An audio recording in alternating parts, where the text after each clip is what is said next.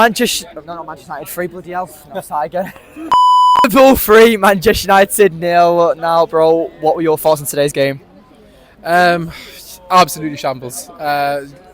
Liverpool didn't really have to get out second gear to beat us today. I think we essentially gave them all 3 goals and the 3 points. That's probably one of the easiest games they're going to have under Arne Slot. They didn't really have to do too much. Both the first 2 goals came from our individual mistakes, as did the third goal. Overall, it didn't look like we were going to score at any point. We could have played until next week and we still would not look like we were going to score.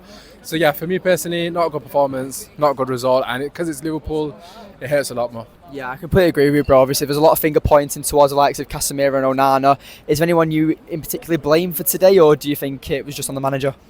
It was a collective mess. Obviously not trying to swear, but it's a collective mess from. It's a collective mess from so many different individual players. Of course, the Casemiro is the obvious one, and don't even need to elaborate. I think everybody, even rival fans, would probably admit that Casemiro was playing against us, as Benzema once said. Just think it was an absolute joke from a lot of the players. I think Bruno Fernandes and Rashford, the senior players, the ones that we and the manager have essentially put their sword and shield on top of, these are the players that are going to bail me out, these are my players. And time again, they do not deliver, especially in the big occasions. I do feel like Rashford, more so than Bruno Fernandes, does actually turn up in the bigger games. But Bruno, for me, once again today, really, really poor. There was numerous occasions where he had the opportunity to slip the ball in. The quality was not there.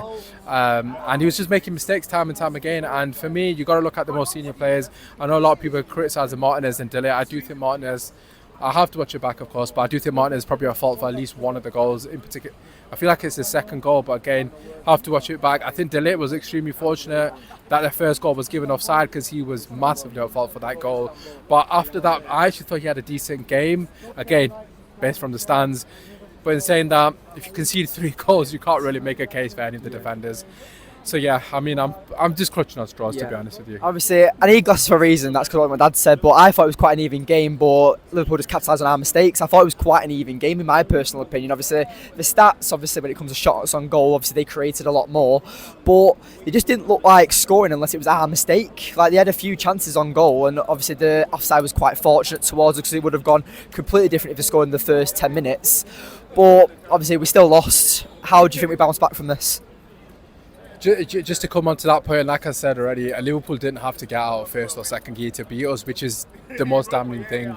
I do agree with you. I don't think they were that good today, but at the same time, 3 goals, clean sheet and 3 points, I don't think they would care, and I wouldn't if I was them as well. In terms of how we bounce back from this, honestly, I don't know. I've been consistent. I don't think I've seen one performance this season where I've felt confident that we're going to create a lot of chances or we look threatening enough.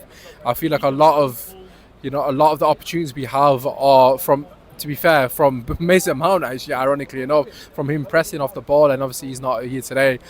But yeah, all in all, we just don't look like we're going to create chances. For whatever reason, it just seemed like that has been the case throughout the entirety of Erik ten Hag's tenure. If you go back to last season, every single game, there was only 1 goal in every single game because we either weren't creating chances or we weren't putting teams away. So for me, it's going to be a similar season. In terms of how we're going to bounce back, honestly, just pray to God. That's it. Just pray to God, because I don't know anything else. I don't know how we can get out of this mess, because the 2 strikers he signed, both young talents, both not certified gunmen by any stretch of the imagination. Not saying that they won't obviously live up to that, but they're young lads, man. They're 19, both of them. One's 20. Højlund's been injured a lot last season. He's injured now. Who's to say he's going to become back the same player? Xerxes just got here. He's a young lad. He's feeding off absolute scraps. I know people are criticising him, but he's 19.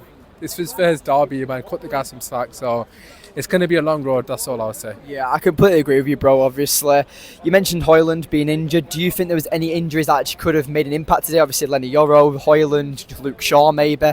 Do you think any of them could actually have made a difference today, or do you think it was just, you could say, a pig to the slaughtering? We lost 7-0 with Shaw.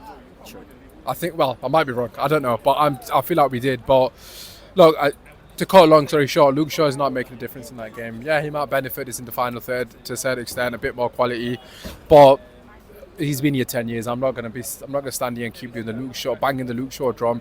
He's been at Manchester United for 10 years. How many times are we going to rest our hopes on one player? I don't think it's a one individual thing. Surely our fans have seen by now it's not, it's a one player. Take this one player out, then put this one player in and we'll improve. Maybe I'm guilty of saying things like that. Fair enough. Obviously, I'll hold my hands up. But by now we've seen too much evidence to suggest this is a collective issue within the way we set up, the way we play from back to front, and it's more of a tactical thing. I mean, the way I see it, regardless of who we put in, we are absolutely awful to watch, honestly. And that has been the consistency throughout the entirety of his time. So, no, I don't think they would have made a difference. I think it's more than just one or two players. It needs to change the manager. Yeah. Obviously, you just said change the manager there. Obviously, the classic question is who do you get? But I honestly strongly feel that Van Nistelrooy was brought in for a reason, or HAG. So 100%. it's obviously it's not Gareth Southgate. But out of the two of HAG or Van Nistelrooy, who would you take if Ten Hag is to get sacked? Look, I'm gonna say what everyone's thinking. Ruud van Nistelrooy did not leave a first team job, but he's just done phenomenally well to come and be assistant manager. I know that's what it looks like, but you got to read between the lines. He's not stupid. He knows Ten Hag's under pressure. The guy's Dutch himself. He knows that the Dutch media been on to Ten Hag. He knows what he signed up for. Ten Hag's going to get sacked. He's going to be interim. It's as simple as that. He's going to take his opportunity. That's the only real way that Van Nistelrooy gets a chance at Old Trafford. Of course, they're not going to just trust someone like that. For me personally, I'm not going to stand here and say I've watched loads of, was it at PSV? Yeah, PSV. I think it was. I might be wrong again, but I'm not going to say I saw quite clear. I don't know what team is that. But I'm not going to say I've seen loads of what he's done as a manager. From what I've heard, and my friends that are Dutch, they've been raving a lot about him. So, yeah, I mean, he's not the answer. Can he do worse than Ten Hag? I don't personally think so. But for me, consistently said it, Julian Nagelsmann needs to be Manchester United manager. I know he's currently at Germany, but I'm sure United's opportunity will entice him. Yeah, I know it's a very unpopular opinion, but there's someone who I've had my eyes on. Obviously, Nagelsmann, obviously, I really, really rate. I'll say Southgate. But I'm not going to say Southgate, don't worry, bro. I've always loved Diego Simeone. Just a shithouse manager. No, not agreeing on that. I know why you love him. Yeah. I'll put respect on Simeone's name, because what he's done at Atletico Madrid is phenomenal. Again, against Real Madrid, against Barca, the guy's won the league. He's done countless, He's done countless amazing things at Atletico Madrid, and he deserves his flowers, and I'm not going to disrespect him. But on the flip side, he's not a Manchester United manager. He's too toxic. He's anti-football. He's brilliant at what he does. He's extremely pragmatic, essentially a Jose Mourinho. I do love a lot of things about him. The fact that he has that warrior mentality, and obviously that sort of that cutthroat sort of demeanour about him. But the truth of the matter is, he is far from what we need. We need attacking, fluid football.